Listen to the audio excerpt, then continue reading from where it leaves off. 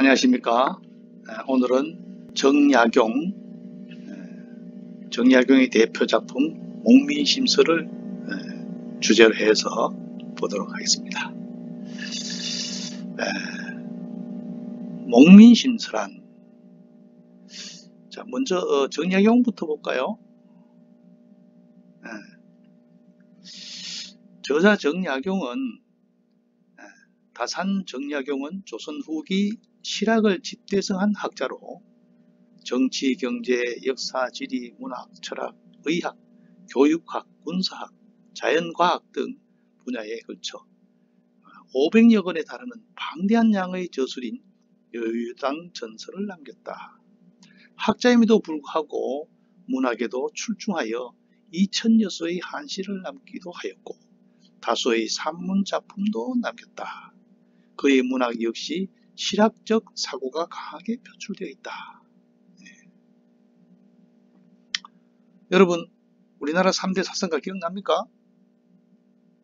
신라시대의 원효, 조선 전기의 퇴계, 조선 후기의 다산, 사상가죠. 다산의 일생은 대체로 4시기로 나누어 볼 수 있는데, 제1기는 성호 이익의 학풍을 따라 학문을 연마하던 1762년부터 1788년까지, 그래서 실학자를 거론할 때 성호부터 이야기를 하는 게 바로 다산이 영향을 받았기 때문이죠. 제2기는 28세부터 관리가 되어 정조의 지우를 받으며 아주 친구 같은 대우를 정조에게 아주 인정을 받으며 요직을 거쳐 1789년부터 1800년대까지. 제3기는 신유박해. 신유박해가 뭡니까? 천주교 박해죠. 천주교. 신유박해에 연루되어 18년간 강진에 유배되어 저술에 힘쓰던 1801년부터 1818년까지. 제4기는 유배에서 돌아와 자신의 저술을 정리하던 1818년부터 1836년까지의 시기다. 이렇게 4부류로 시기를 분류했다. 경기도 광주 초부면 마현리에서 태어난 다산은 10세 이전에 이미 산미집이라는 자신의 시군집을 지었다고 할 정도로 일찍부터 문장에 대한 이름이 높았다. 산미는 미자가 이 눈썹 미자입니까? 저자의 자호로 다산이 자기 스스로 호를 짓단 말이죠. 2살 때 앓은 천연두 자국이 눈썹에 남아 있어 붙인 이름이다. 그러니까 눈썹이 둘이잖아요, 우리가. 근데 천연두에 내가 중간에 잘렸지. 그러니까 눈썹이 3개가 되는 거라. 그래서 눈썹 3개라는 것을 보통은 뭐예요?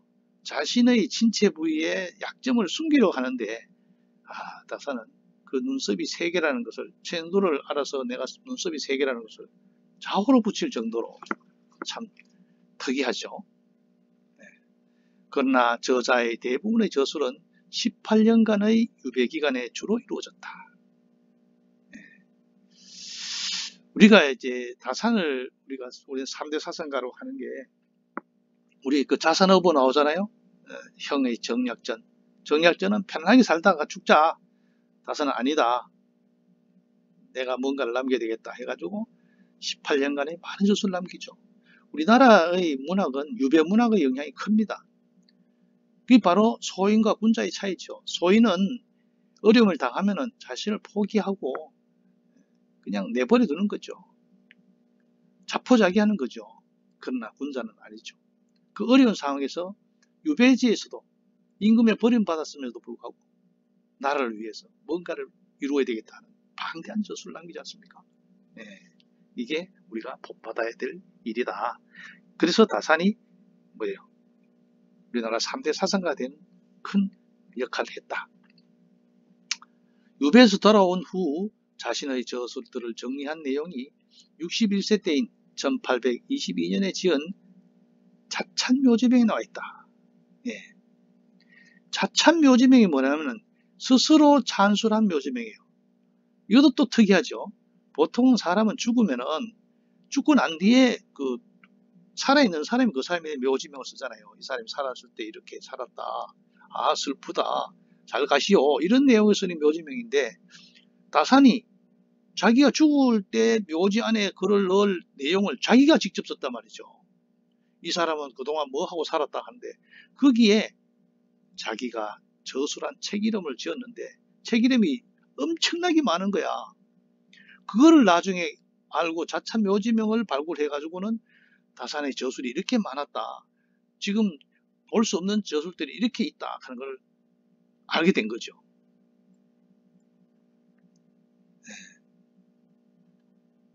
그래서 다산이 그 많은 저술을 남겼다. 여기서 다산은 자신의 저작을 크게 경집은 경전이죠. 경전, 논어, 맹자, 중용, 대학 하는 거, 문집을 나누었는데, 경집에는 유교 경전인 육경이 뭐예요? 삼경은 뭡니까? 삼경은 시경, 서경, 역경. 시경, 서경, 역경은 주역이죠. 오경은 뭡니까? 시경, 서경, 역경에 예기, 춘추가 들어가죠. 예기와 춘추. 춘추는 뭡니까? 공자가 지은 거죠. 역사서. 육경이라는 것은 여기에 악기가 들어갑니다. 악기, 음악. 여기서 악기라는 것은 지금 소실대가 없어요. 그래서 사서 오경이라고 하기도 하고 사서 육경이라고 하기도 하는데, 사서 오경이라 할 때는 악기가 빠졌는 거고, 육경이 할 때는 악기를 포함시킨 거죠. 그 다음에 사서, 주자가 집대성했죠. 논어, 맹자, 중용, 대학. 논어는 공자, 맹자는 맹자, 중용은 공자의 손자 자사, 대학은 공자의 제자 증자. 이게 사서죠. 네. 상식입니다. 사서는 논어, 맹자, 중용, 대학. 육경은 시경, 서경, 역경, 예기, 춘추, 악기. 이에 대한 주석서들이 속하고, 여기다가 자기의 뜻을 보충했단 말이죠. 문집에는 이른바 1표 2서, 표문 하나, 서 둘, 그 중에 목민심서, 허문심서와 잡문 및 기타, 이서는 목민심서, 서자, 허문심서, 기타 저작이 속한다. 네. 경집은 모시강의 12권. 모시강이라는 것은 그 시경에 대해서 전을 쓴 사람이 모시죠. 대표적인 거예요. 모시 강의. 이름이 기억이 안 나는데, 거기에 대한 12권. 제가 이번에 연구한 바 있는 정조의 시경 강의에 다산이 모든 시경에 대한 이야기에 대한 답을 적어놓은 게 있습니다. 그 다음에 모시 강의보, 거기다 보충 3권, 매시 상서편, 상서는 서경이죠, 서경. 그 다음에 상서훈고, 서경이고, 그 다음에 상서지원록. 서경이라는 것은 정치죠. 시경은 시고. 그 다음에 상내사전, 상내예죠, 그죠? 이건 예기에 속하는 거죠. 예기. 상내외편. 그 다음에 사례가식. 사례는 뭐냐? 관혼상제죠. 관례, 20세 성인식, 혼인, 조상, 제사. 사례죠, 사례. 성인식하고, 혼인식하고, 그 다음에 초상 치르고, 제사 지는 데에 대한 형식을 적어놓은 9건. 악서 고존. 이게 뭐예요? 악기죠, 악기. 아까 육경 중에 마지막에 악기, 소시됐던 악기. 그 다음에 주역 사전. 이건 뭡니까? 역이죠, 역, 주역. 점괘를 보는 거. 우리가 태극기가 바로 건곤이가 아닙니까? 주역괴. 그 다음 역학서원, 이것도 주역이죠. 춘추고징, 춘추가 바로 공자가 지은 역사책이죠. 사마천이 왜 사기를 썼어요? 사마천이 궁형을 받은 그런 치욕스러움 속에서도 왜 사기를 썼느냐? 사마천이 오랑캐에 항복한 이능에 대한 변론을 했죠. 인행이 원래 적하고 싸워가지고 우리 이길 수 없습니다. 안 갈라 하는데 임금이 가락해 가지고는 인행이 적에게 포위돼서 항복에 가붙죠. 그러니까 임금이 심기가 사나운데 사마천이 아유 그래도 인행 잘못 아닙니다 이렇게 했다가 사형선고 내렸죠. 그 당시에 사형선고를 살아나는 방법은 두 가지가 있습니다. 하나는 돈으로, 하나는 궁형을 받는 거예요.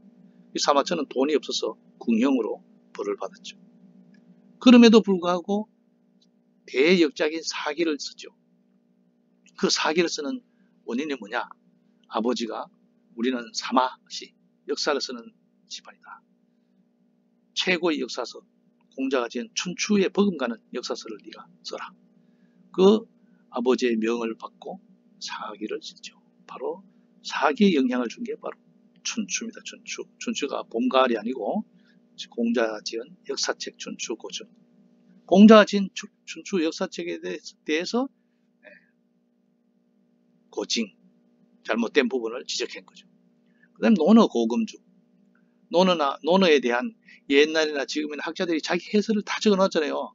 예, 뭐, 특히 뭐 주자, 정자, 그 다음에 뭐 거기에 대한 여러 사람들이, 제자백가들이 여기서 자기 학설을 적어 놓은 게 있는데, 옛날이나 지금이나 그게 주석함에 대해서 자기가 또 하나 해설을 붙인 거죠. 또 맹자의 의. 이때 의자는 어를 의자보다는 뜻의자로 쓰이죠. 맹자의 핵심적인 뜻을 가진 것. 그 다음 중용, 자잠. 중용을 통해서 스스로를 비녀잠자 찌르는 것. 나를 자극을 하는 것. 중용을 통해서 내가 깨우침을 주는 거죠. 중용은 뭡니까? 중을 잡아라. 중을 잡아라. 볼펜의 중앙은 가운데죠. 그러나 볼펜의 옆에 무게를 가할 때마다 중이 이동하죠. 중은 움직인다. 시동생이 형수의 손목을 잡으면 예의에 어긋나는데 형수가 옷을 벗고 물에 빠졌어. 그럼 시동생이 어디에 됩니까? 건져줘야죠. 그게 중은 이동한다. 이게 중용입니다. 중용. 네. 그 다음에 중용 강의보 거기다 대한 보충 또 자기 견해를 붙인 거죠. 대학 공의, 공의. 네? 대학에 대한 공론, 여러 사람들의 논의. 그 다음에 회정당 대학 강론. 희정당이라는 사람이 희정당에서 대학 강론을 한 것을 기록한 거. 그 다음에 소학 보전. 소학은 대학 밑에 소학이죠. 남녀 8세 필입 소학 반드시 들어가서 남녀가 8살이 되면 반드시 학교에 가서 세소 응대 진퇴지절 물 뿌리고 마당 쓸고 청소하는 것을 배운다. 이게 대학 소학이죠. 그 다음에 심경 밀원. 심경은 바로 성리학의 가장 기본이 되는 거죠. 심경.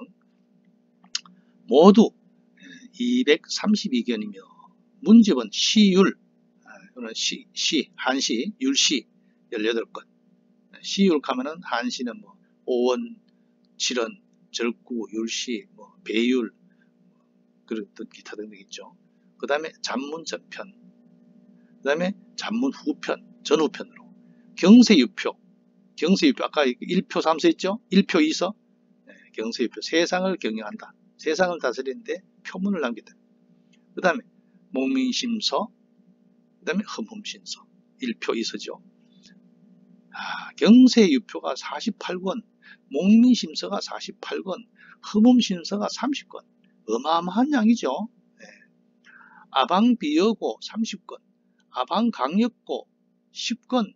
이거는 뭡니까? 우리나라의 지역에 대한 거죠. 네. 아방비여고는 뭡니까? 우리나라 방비하는 거죠. 수비하는 거죠. 적의 공격을 대비한 방어. 네. 그 다음에 전례고 2권, 대동수경. 이거는 뭡니까? 물수로. 네. 소학, 주, 관. 소학 중에 핵심적인 구슬 같은 핵심적인 거. 그 다음에 아언각비, 좋은 말의 그릇됨을 잘못되고 그릇된 걸 하는 거. 이게 바로 우리 한자의 문자학 비슷한 그런 겁니다. 그 다음 전례고, 그죠? 예에 관련된 거. 아언각비 3거. 그 다음에 마과해통. 이거는 뭡니까? 마는 뭡니까? 여기 앞에 절일마와 같습니다. 대마 죽었지. 병에 대한 책이죠. 이거는 의학책이죠. 이것도 의령도 의학책이죠. 모두 267권이 도합 499권, 500권에 해당된다. 어마어마한 양이다. 이걸 어떻게 아느냐? 자찬묘지명. 자기가 스스로 묘지명을 참선하는데 책 제목을 쫙 적어놨는 거라. 예. 이중 위졸업 완성하지 못한 경세유표와 이루지 못한 아방비어고의 책수가 유동적이다. 이것이 곧 저자의 자찬묘지명을 기록한 61세까지의 저술이다. 1세 살았을 때 적었으니까 이 이후에 또 저술이 계속됐을 거 아니에요. 예. 예, 오늘 조금 전에 뭡니까 정진석 추기경의 그 미사를 봤는데 추기경께서 자기 세례를 받은 그 생일이죠. 그러니까 천주교의 생일이죠. 생일날 매년에 한 권씩 책을 지었다. 책 저술을 남겼다는 대단한 저술인데 이 다산이 바로 끊임없는 저술을 합니다. 여기에 포함되지 않았으나 현존하는 민보의 또 풍수집이 풍수는 뭡니까? 묘자리 보는 거 이런 거. 그 다음에 문헌비고 간오 문헌에 갖추어진 잘못된 거, 그릇된 거 이런 거를 다 지적해 가지고 합하면은 500건에 달하는 방대한 양이 이른다. 네. 자, 그 다음 목민심서를 들어가 보겠습니다. 대표적인 작품 목민심서. 이 책은 제가 계명대학교에 동양고전의 인문학적 지혜라는 같은 공동 집필에 해서 수업한 내용을 제가 발췌한 겁니다. 목민심서란 조선 후기 실학자 정약용이 목민관, 즉 수령이 지켜야 할 지침을 밝히면서 관리들의 폭정을 비판한 저서 48권 16책 필사문이다. 48권 16책 이 말이 뭐냐면은 우리가 여러분의 교재를 한 권 들고 있잖아요. 그게 1책입니다. 1책. 1책 안에 2권 3권이 들어가 있을 수 있어요. 그러니까 책이 권보다 적은 거죠. 그죠? 그러니까 보통 한 책 안에 두세 권이 들어가 있어요. 그러니까 여기서는 한 책 안에 거의 3, 4권이 들어갔다고 봐야죠. 필사본은 목판으로 인쇄하지 않고 손으로 쓰는 거라면. 부임. 목민관이라는 건 뭡니까? 그 관리잖아요. 관리. 공무원. 부임. 처음에 부임할 때 어떻게 해야 되느냐? 처음에 공무원이 부임할 때 어떻게 해야 되느냐? 옛날에는 대단했어요. 그 지역의 그 아전들의 행포가 대단했어요. 아전들이 새로 군수에 부임해 온 목민관이 오면은 군수로 부임해 오면은 부윤이죠. 간을 봐, 간을.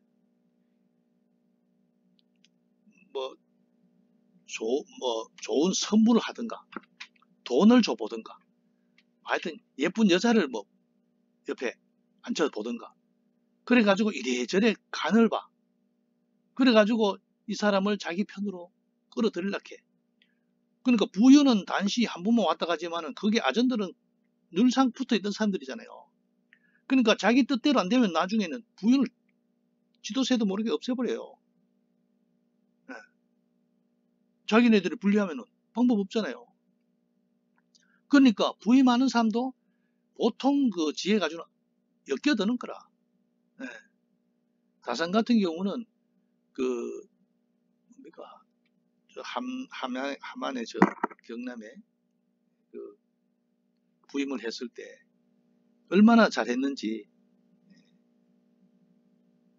옆 동네 수령이 아주 교묘한 범죄 있잖아요. 의심은 가는데 물증이 없어. 이런 문제를 다산한테 해결해 달라고 막 요청하기도 하죠.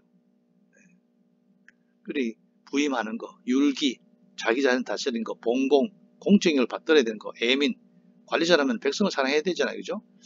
이전, 호전, 호적부 담당한 사람, 예전, 병전, 형전, 병전은 군사, 형전은 형벌, 공전, 진황은 뭐면 불쌍한 사람들에게 구혈에 돈을 빌려줬다가 받는 거 이런 거, 진대법, 해관, 해관은 이제 부임은 시작이고 해관은 이제 그것을 끝나는 거죠. 정년 퇴임하는 거죠. 예. 이 12편을 나누어 처음에 부임할 때 어떻게 해야 되느냐, 또 그 관리자로서의 공무원으로서 자기의 마음을 어떻게 해야 되느냐, 어떤 공적인 마음을 가졌느냐, 이런 것을 쭉 12편으로 나누었다. 각 편은 6조로 나누어 모두 75조로 편제되어 있다. 그러니까 다산이 봤을 때는 지금 나라가 심각한 문제는 이 목민간이 문제다. 목민간. 임금이 아무로 잘하려고 마음 먹어도 밑에 사람들이 뭐 자기 치면 어쩔 수 없잖아요. 그까지 조사가 안 되니까. 그게 가장 큰 심각한 문제라고 본 거죠. 부패의 극에 달한 조선 후기 지방 사회의 상태와 정치의 실체를 민생 문제 및 수령의 본무와 결부시켜 소상하게 밝히고 있는 명제이다. 이 책엔 정약용이 57세 되던 해에 저술한 책으로 그가 신유사업 뭐라 했어요? 천주교밖에. 천주교로 연루되어 가지고 참 형제가 사거리에서 다 각각 갈라지는 그런 유배지로 갈라지는 그런 그 이야기가 있죠. 전라도 강진, 자기는 전라도 강진으로 형은 뭡니까? 흑산도로 가잖아요. 19년간 기양사를 하고 있던 중 풀려난 해인 1818년에 완성된 것이다. 이는 저자가 학문으로 가장 온숙해 하던 때에 이루어진 저술로 민생과 관련된 그 많은 저서 중 대표적인 작품을 하겠다. 제가 그 나중에 자료를 올리겠습니다만 나이가 들다 보니까 논문을 내가 쓰고 싶어 쓰는 게 아니고 써달라는 요청이 들어와요. 그래가지고 계명대학교에서 경주의 지역에 대한 논문을 모은다 해서 제가 석사 논문에 활산 남용만에 대한 논문을 썼어요. 그래서 논문을 한 편 써달라 해가지고 논문을 준비했죠. 근데 그 남용만이라는 이 사람은 경주 보문단지 앞에 명활산성 입향조입니다. 그래서 호를 활산이라 하고, 이 사람의 그 재밌는 것은 시가 새에 대한 시가 있는데 가만히 앉아서 보니까 새들이 움직이는 걸 보니까 닭이 있고 비둘기가 있고 한데 저 소리를 말이지, 우리나라 사람도 외국인 사람도 외국어를 하지만 외국 사람도 저 소리를 듣는 건 똑같을까 이가 하고 그거를 노래를 했는데, 꼬꾸대 꼬꾸댁 하는 거 보고 곡구다 곡구다, 곡식을 많이 구한다, 곡식을 많이 구한다. 닭이 꼬꾸대 꼬꾸댁 하는 거를 한자로 곡구다 곡구다.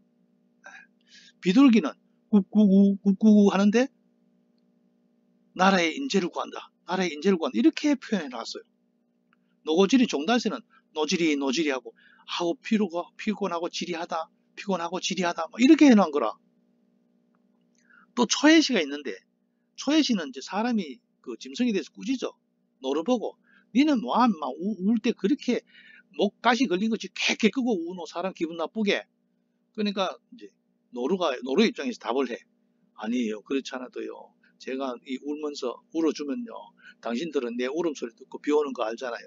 근데 좋은 일 하고 있다니까요. 이렇게 아주 그 재밌는 시를 발표를 했어요. 네. 그 이후에 그리고 난 뒤에 이제 개의 해, 개띠해가 오자 대구 경북 한문학교에서 개에 관련된 뭐 이야기를 좀 해보자. 그래서 나는 나와 관련 없는 이야기라고 생각했죠. 그런데 어느 날 나보고 개에 대한 시를 써달래. 내가 개에 대한 시를 왜 씁니까? 내가 전공이 시고 내가 뭐 그런데 논문을 쓸 순서를 받았대. 그래서 개에 대한 시를 어떻게 쓰느냐 하고, 우리나라 최고의 시인이 가장 많은 시작품을 남긴 사람이 누굽니까? 다산이잖아요. 다산 정약용의 자료를 보니까 개에 대해서 이야기한 것이 들어있는데, 그 중에 특이한 것은 형이 흑산도에 있는데 흑산도에 그 섬이잖아요. 산에 들개가 굉장히 많대. 들개가 굉장히 많은데 형은 지금 막 유배가 가지고 바삭바삭 말라가지고 건강이 안 좋다는 소리를 듣고는 다산이 산에 있는 개를 잡는 방법, 덫을 잡는 방법, 그 잡은 개를 요리하는 방법까지 친구한테 들은 걸 자세히 적어가지고 뜰게 한 말까지 보내가지고 먹을 때 넣어 먹으라고 그런 내용이 있어요. 야, 이상하다. 뭐 내가 논문을 쓰라 이렇게 쓰긴 쓰는데 이게 특이하다고 썼어요. 썼지만 난 그게 책에 수록될 거는 생각 안 했지. 근데 나중에 수록돼야 되겠다는 거야. 왜? 실학적인 정신이 보인다는 거예요. 그래서 내가 그 논문을 실게 됐어요.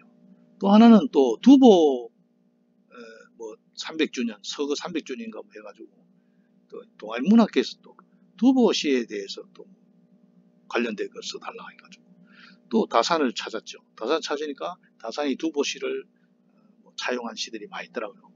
거기에 대해서 제가 또 논문을 한 편 썼습니다. 두 편의 논문을 썼는데 제가 올려줄 테니까 여러분이 한번 참고로 읽어보시고 시간이 없는 사람은 서문이나 결론만 한번 읽어봐도 될 것 같습니다.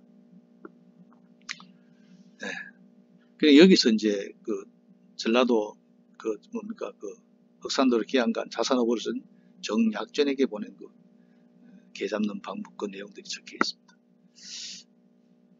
그의 저작 연표에 의하면은 강진 유배 생활 19년간의 18년이라고 19년간인데 거의 전부를 경전 연구에 몰두했다. 한문학의 핵심이 경전이니까. 그러다가 나이가 많아지면서 얻은 학문적 이해와 경험을 바탕으로 현실적인 문제에 마지막 결정을 기울였다. 이는 해배, 유배가 끝난 전년인 바로 한 해 전인 경세유표, 해배되든 유배에서 풀려나던 해에 목민심서, 해배된 다음 해에 허문심서를 계속 펴낸 것만 봐도 알 수 있다. 끊임없이 창작에 들어갔다 말이죠. 그 유배생활 하면서도. 해배된 후에는 저작활동이 부진해 경세유표는 결국 미완성을 한다. 그렇죠? 유배생활 하면서 그것은 내 혼자만 생활할 수 있으니까 저작을 많이 남길 수 있지만 집에 와서는 이제 시간이 많이 뺏기는 거죠. 그러나 천관편의 수령고적, 수령고적은 뭡니까? 수령의 업적을 해가지고 성적 매기는 거죠. 그래가지고 승진하고 하는 거죠.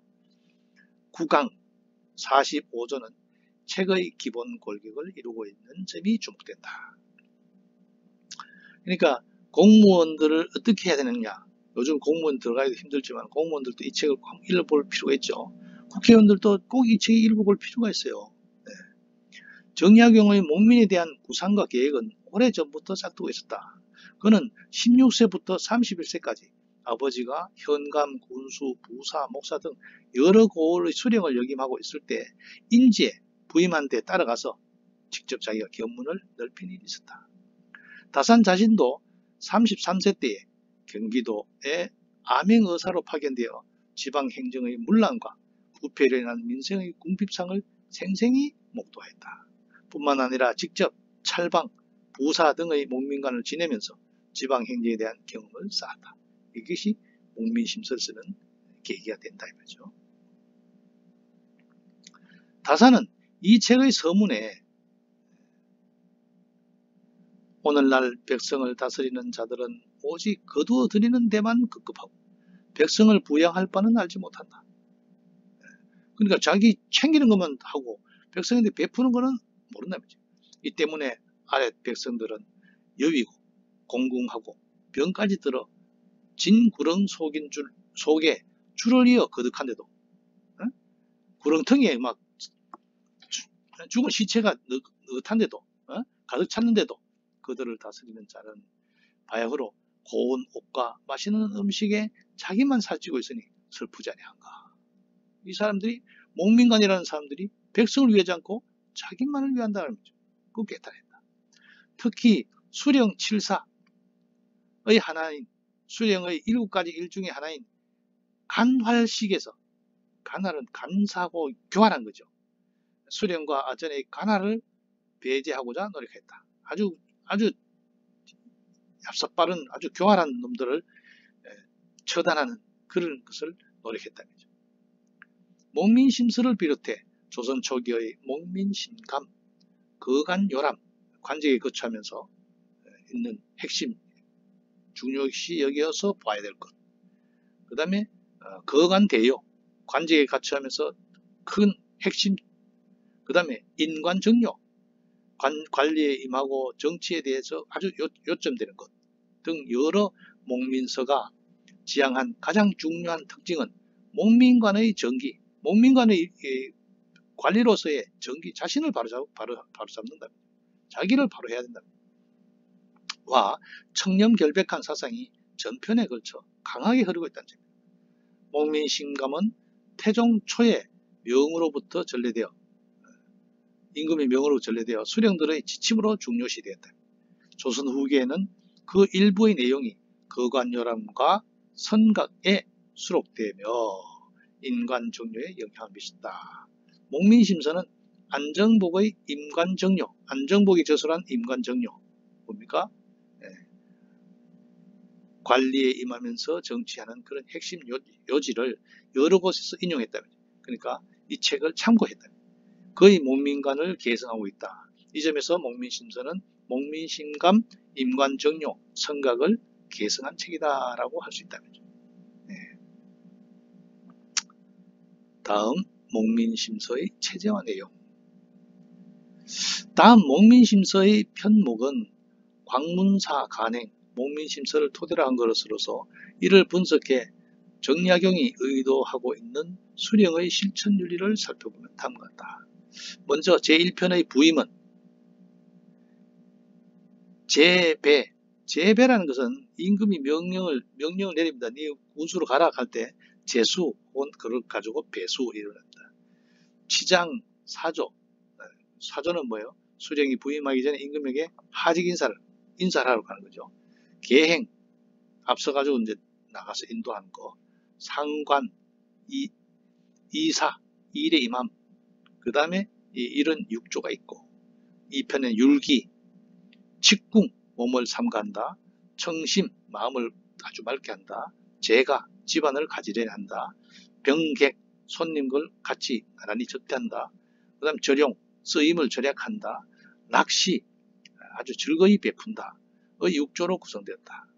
3편의 본공, 공적인 걸 받든다는 것은 첨하, 우러러 축하한다. 수법, 법을 지킨다. 예제, 예로 교제한다. 그 다음에 보문, 듣고 들음을 알린다. 공납, 납세하는 거죠. 왕역, 가서 부역하는 거. 6조로 되어 있다. 4편의 예민은 양로, 늙은이를 복려하는 거. 자유, 어린애들에게 자상하게 하는 거. 진궁, 가난한 사람을 구제하는 거. 예상, 초상을 슬퍼하는 거. 그 다음에 관질, 아픈 사람을 너그러이 부역을 면제해 주는 거. 구제, 재앙을 도와주는 거. 그죠? 갑자기 집에 불이 났다 그러면 좀 도와줘야 될 거 아니에요. 의 6조로 이루어져 있다. 이 4편은 목민관의 기본 자세에 대해 상세히 논설하고 있다. 첫째, 목민관 선임의 중요성. 둘째, 청렴, 절검의 생활신조. 셋째, 민중본의의 봉사정신 등을 들고 있다. 5편의 이전 관리는 송리, 어중, 중인들을 이끌어가는 용인, 사람들을 등용하는 거, 거현, 어진이를 추천해 주는 거, 찰물, 물건을 살피는 거, 고공, 공과를 어떻게 되죠? 공무원의 성적, 실적을 살피는 거. 6조로 되어 있다. 6편의 호전은 전정, 밭과 세법, 세금, 곡부, 공무원의 장부, 호적, 호적 등본이죠. 평부, 균등한 세금 부과, 권농, 농사를 권장하는 것의 6조로 이루어진다. 제7편의 예전은 예기죠, 예기. 제사, 빈객, 손님 맞이하는 거, 교민, 백성에게 가르치는 거, 흥학, 배움을 진작시키는 거, 변등, 등급을 판별하는 거, 과예. 과예는 이거는 예가 이게 제주에도 되고, 심을 예도 되죠. 의 6조로 되어 있다. 부가는 거죠. 그 다음에 8편은 병전은 첨정, 정은 이게 장정정이죠. 병사.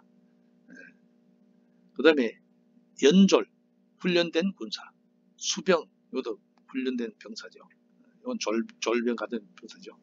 그 다음에 권무, 무를 권장하고, 응변, 변란에 대응한다. 그죠? 상황에 따라 외침이 있을 때 대응하고, 어구는 외구에 대한 방어, 6조로 구성되어 있다. 구편은 형제는 형벌을 거죠. 청송, 송사를 듣는 거, 단업, 범죄를 재판을 판단하는 거. 그다음 신형, 형벌을 신중했다. 아무나 하는 게 아주 신중하게 판단해야 된다. 그다음에 율수, 죄수를 불쌍히 여긴다. 금폭, 폭력을 언급한다. 해제, 재해가 되는 일을 해가 되는 일을 들어버린다. 이 6조로 되어 있다. 10편은 공전은 살림, 천택, 내와 못, 선해, 이건 해는 이거 집이죠, 집. 그 다음에 수성, 성을 수리하는 거. 이것도 뭡니까? 보통 집을 수리하는 거죠. 그 다음에 도로, 장작의 6조로 되어 있다. 뭘 만드는 거죠. 위의 6편은 경국대전의 육전을 근거로 하여 목민관의 실천 정책을 소상하게 밝히고 있다. 즉, 이전은 관기숙정, 관직에 있으면서 기관과 엄숙함이 있어야 된다. 의 큰 전제로 아전, 군교, 문솔의 단속을 엄중히 하고 수령의 보좌관인 좌수와 별감의 임용을 신중히 하되 어진 사람을 청가하는 수령의 중요한 직무이므로 각별히 유념을 당부했다. 수령이 거 가서 밑에 사람들에게 직책을 부여할 때 사람 선별할 때 아주 각별히 주의해서 선별해야 된다. 호전은 농촌의 진흥과 민생의 안정을 큰 전제로 전정세법을 공평하게 운영하고 호적의 정비와 부역의 균등을 잘 조화하고 권농, 농사를 권장하는 것, 흥산, 생산을 진작시키는 것의 부국책을 효과적으로 이끌어나갈 것을 내세우고 있다. 전정의 문란, 세정의 비리, 호적의 부정, 환자의 폐단, 돌아온 사람, 그 다음에 부역의 불공정은 탐관오리의 온상이 되는 것이다. 따라서 수령은 이를 민생 안정의 차원에서 척결하고 나아가 활기찬 흥농의 실상을 거둘 수 있도록 노력을 아끼지 말아야 할 것을 역사하고 있다. 그러니까 다산이 봤을 때는 나라의 가장 큰 문제는 목민 간의 문제에 달렸다. 임금이 아무리 앞서서 하려고 해도 중간에 목민관들이 제대로 된 사고가 없으면 큰 문제다. 예전 예기, 예의에 대해서는 온고지신, 옛 것을 익혀서 새 것을 낳았다 하는 예법과 교화, 흥학의 교화시키고 흥학, 배움을 진작시키는 이정표를 잘 세울 것을 권유했다. 그러니까 가르쳐가지고 어느 정도 맹자에 나오죠. 사람이 먹고 살 형편이 되면은 학교를 세워가지고 부모에게 효도 하고 나라에 충성하는 그런 예를 가르친다. 방법을 가르친다. 병전은 연병, 어구, 병사를 훈련시키고 그 다음에 외적을 방어하는 국방책을 말한 것으로 특히 당시 민폐가 가장 심했던 첨정수포의 법을 폐지하고 군안을 다시 정리하고 수령은 앞장서서 평소부터 군조를 훈련시킬 것을 강조하고 있다. 그러니까 군대를 잘 훈련시킬 것을 강조하고 있다. 형전은 제가 군대를 수색 때 근무를 했는데 그것도 장교들도 3, 4관 출신의 장교가 하고 6, 4 출신의 장교하고 ROTC 출신의 장교하고 좀 달라요.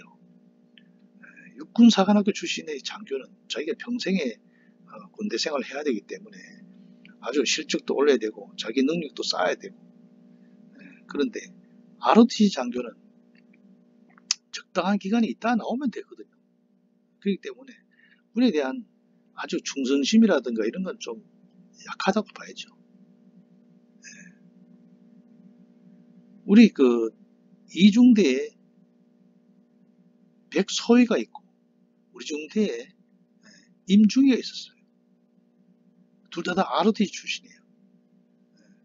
그래서 침투 습격 훈련을 하는데 밤에 얼굴에 시커먼 칠을 하고 원래 침투를 했는데 가니까 다 자고 있어.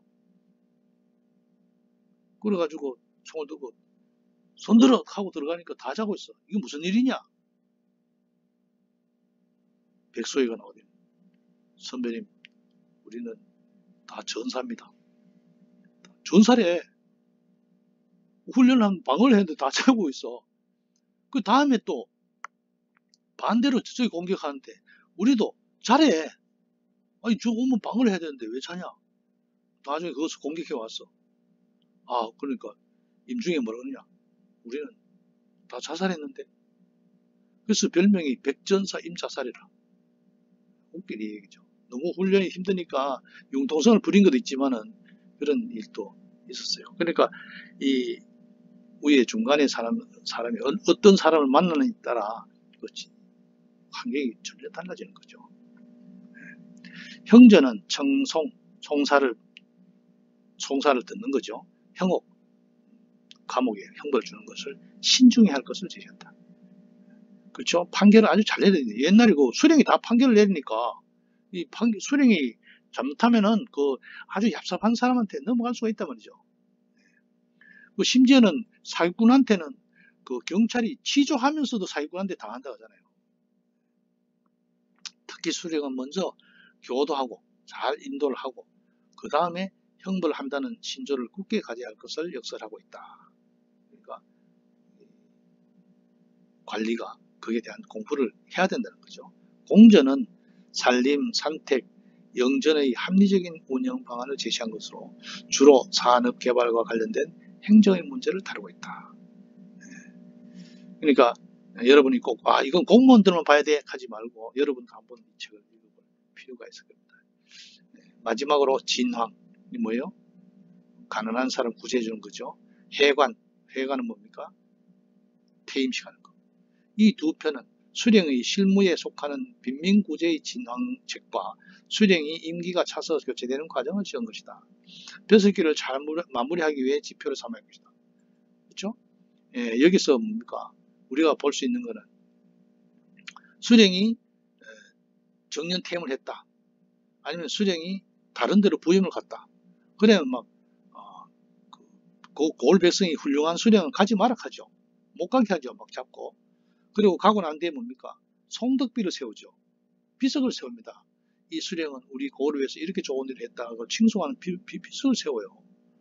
참 아름다운 일이죠. 11편 진황의 그 진대죠. 가난한 사람 구해주는 거.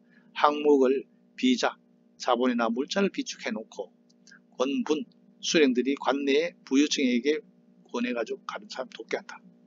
규모, 설시, 보호에 힘을 보태는 거, 도움이 필요한 사람 힘으로 도움, 준사, 사업을 마친다는 거, 준공하는 거죠. 6조로 편성되어 있다. 제12편 해관은 정년퇴임하는 거, 대체, 서로 번갈아 교대한다. 다른 사람의 임무 교대죠. 그 다음에 귀장, 돌아갈 차비를 하는 거. 원류, 아까 얘기했죠. 고을 사람들이 전임된 관리의 유임을 청하는 거. 더 있다가요, 더 있으세요 하는 거. 권류도 마찬가지예요. 관직에 물러날, 이거는 권류는 구걸하는 거죠. 비는 거죠. 저는 관직에 이제 그만해야 됩니다. 나이도 많고 이런 뜻도 있고, 또 아니면 내가 병이 있어서 그런 것도 있고, 또 어른이 연로해서 내가 옆에서 도움을 도와야 될 입장이다. 이렇게 이유가 있죠. 은졸, 임금이 죽은 신하에게 애도하는. 졸은 이때는 죽을 졸이죠. 죽은 신하에게 애도하는. 유애, 고인의 어진 유풍의 6조로 되어 있다. 실로 목민심서는 아전 단속에 관한 책이라 해도 지나치지 않을 정도로 아전에게 자중한다. 그렇죠? 관리의 단속이 제일 중요하다는 겁니다. 자서 뭡니까?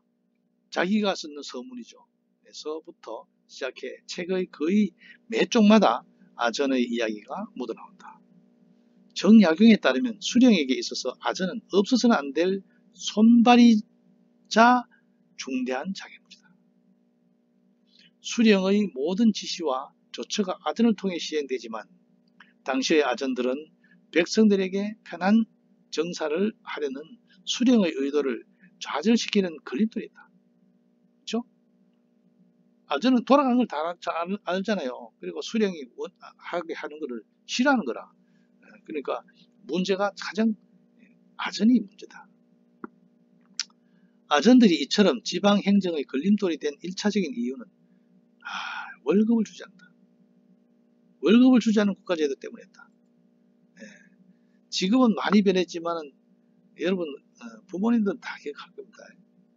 옛날에 공무원 중에 경찰 공무원이 월급이 제일 낮았어요. 그 이유는 뭐 중간에 이렇게 챙길 이유도 있을 수도 있으니까 미리 월급을 적게 준지 몰라요. 저도 한번 늦게 차를 운전하면서 고속도로에서 잡혔는데 그 당시에 고속도로 잡히면 얼마 가격이 정해져 있어. 5,000원, 만원 주면 지나가는 거라. 스티커 안 끊기고. 그리고 나는 처음 잡혀가지고 그런 방법을 모르잖아요. 근데 경찰이 굉장히 이 보도판을 들고 밑에 손으로 이렇게 집으면서 유도를 하는데 아주 자연스럽게 나를 이 돈을 내는 방법을 유도를 하더라고.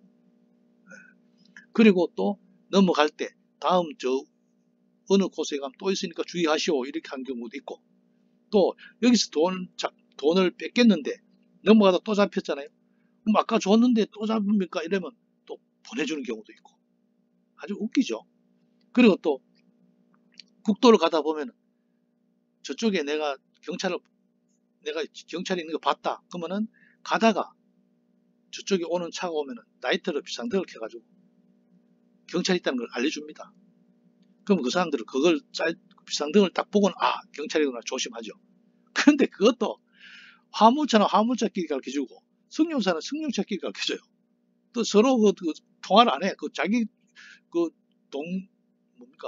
유유상종 끼리끼리만 서로 알려주는 거라. 그런 경우가 있었다. 여기서도 지금 월급을 안 주니까 방법 없잖아요. 지방의 아전은 중앙과 달리 정원도 없고 복록도 없으되 현관, 수령의 일용품으로 등이나 초, 땔감까지 사서 바치지 않은 것이 없다. 재물이 어디서 저절로 나겠는가? 백성을 속여서 받아내는 진한. 백성이 그것에 지나지 않는다는 것이 그것이다. 그러니까 이 아전들이 문제는 아전들의 잘못이 큰 것도 있지만은 아전들에서 월급을 안 주니까 방법이 없잖아. 그런 제도적 모순도 있었다. 그런 걸 알 수 있죠. 아전에 대한 처우가 이처럼 낮았기 때문에 조선시대 초기에는 군현 아전 중에 도망자가 속출했었다. 경국대전에 그 옛날에 그 드라마에 추로오다 있었잖아요. 노비들도 도망가가지고 쫓아잡는 거. 경국대전에 도망간 아전을 잡아오면 상을 주는 조항을 만들 정도였다. 하지만 임진왜란 이후 4대 부의 녹봉이 줄어들고 국가 기강이 문란해지면서 아전의 농간도 함께 늘었다. 관리들의 축제, 재산을 모으는 과정에서 아전이 개입하면서 아전 자리가 재화와 뇌물의 통로가 되었다. 이 때문에 아전들은 특히 호방과 같이 호적 등본 띄는 사람, 호적과 관련된 이권이 걸려있는 자리를 놓지 않기 위해 수령은 물론이고 고위 관찰소와 중앙의 재상에까지 뇌물을 바치고 연통을 놓았다. 참 엄청난 거죠. 다산에 따르면 아전은 응대 서로 마주하고 손님 대하고 있어서 물러르듯 기민한 존재다. 그렇죠? 아전은 그 상황이 처해질 때 아주 잘 물러르듯이 하는 그런 존재였다는 거죠. 임기응변에 능한 사람이다. 수령이 마음대로 조정하면서 스스로 잡았다 놓았다 마음대로 할 수 있듯이 생각하지만은 수령은 그렇게 생각하지만 실상은 아전의 무리가 마치 여간집 주인처럼 나그네 겪어보기에 이력이 나서 수령 오면 아 이건 요 스타일 이러면 이쪽으로 좀 하면 되겠다. 다 간을 보는 거죠. 성위, 정성과 거짓의 허와 실, 빈것과 실상을 환히 눈에 익혀 두고 어깨를 간지런히 하여 관정에 엎드려서는 서로 더불어 킥킥거리며 몰래 웃다가 관문을 나서기만 하면 반가지로 비웃곤 한다. 아 이번에 보이 관리 그또 탕이라 이렇게 이야기를 한 거죠.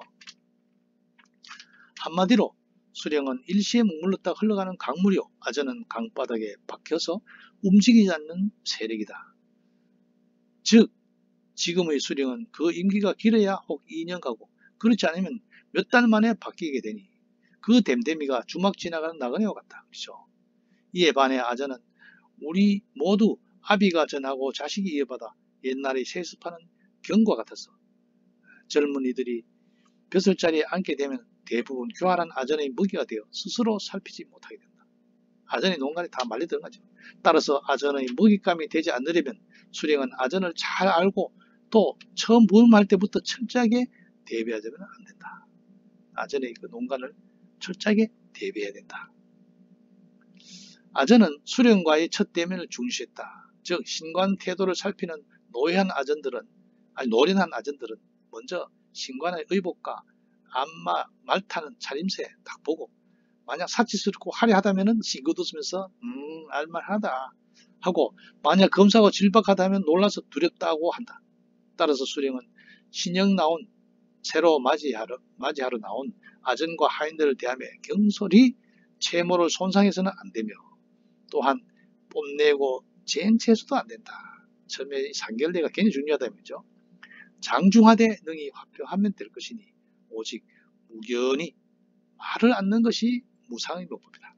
그러니까 수령이 나와서 아전을 대할 때 제일 상책은 말을 적게 하고 묵묵히 있는 것이 상책이다. 네. 요컨대 이 책은 전편에 흐르고 있는 저자의 지방행정의 원리는 관의 입장에서 논한 것이 아니다. 그보다는 민의 편에 있어서 관의 행포와 부정부패를 폭로, 고발, 탄핵, 징계하고 있는 것을 알 수 있다. 네. 이 책은 1901년 광문사에서 간행한 바 있으며 1969년 민중문화추진회에서 1977년 대양서적, 81년 다산연구회에서 각각 국역, 번역돼 가지고 간행되었다. 오늘은 여기까지 하겠습니다.